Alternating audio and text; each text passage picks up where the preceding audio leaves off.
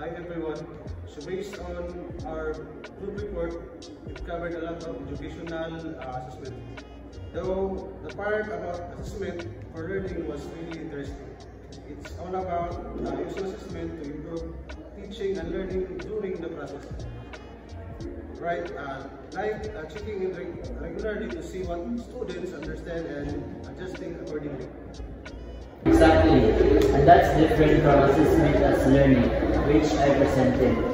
That's where students become the assessors. They're evaluating their own work, their peers' work, and then comparing themselves to their past performance. It's about developing metacognitive skills and self-regulation. It helps them become more independent learners. I especially like the IPSAC or the FC assessment example, comparing oneself across time or different subjects. Yes, and both of those are formative assessment, right? Right. They're ongoing, helping learners process. My part focuses on assessment of learning or summative assessment.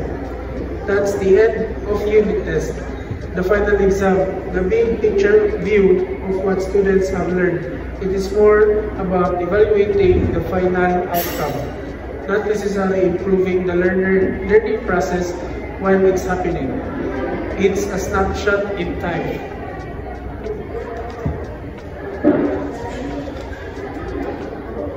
Right.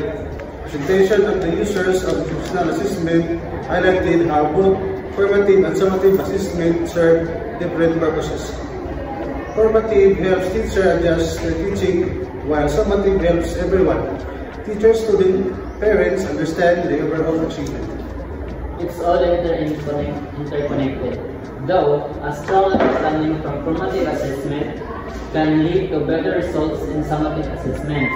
The reliability, validity, and authenticity we discussed earlier are crucial for all types of assessments, ensuring we accurately reflect what students know and can do.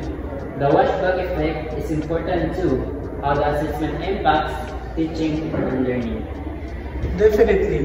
In the different types of assessment, standardized, performance-based, norm reference, criterion reference, and alternative. All offer unique ways to gather information about student learning. Choosing the right assessment method depends on the learning objectives in the context.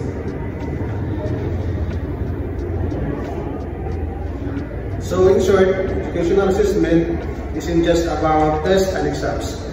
It's a much broader concept encompassing a range of methods and purposes, all aiming to improve teaching and learning. It's a continuous cycle of gathering information, providing feedback, and adapting to students' needs. Exactly, and it's really important for students to understand the different types of assessments and how they contribute to their overall learning journey. I agree. Understanding the purpose and impact of each assessment is a key for both students and teachers.